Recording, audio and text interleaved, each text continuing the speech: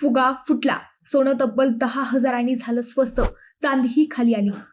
दिवाळीच्या काही दिवसांपूर्वी सोन्याने सर्वकालीन उच्चांक गाठला होता. उच्चभ्रू लोकांनी गुंतवणुकीसाठी आणि दागिन्यांच्या खरेदीसाठी गर्दी केली होती, तर सर्वसामान्यांसाठी खरेदी केवळ स्वप्नावतच राहिली होती. पण आता मात्र सोन्याच्या किमतीचा फुगा फुटलाय. सर्वकालिक उच्चांकापासून सोन्याचा भाव तब्बल 10,000 रुपयांनी कमी झाला आहे. शुक्रवारी 24 ऑक्टोबर रोजी सोने थेट 2,000 रुपयांनी कमी होते.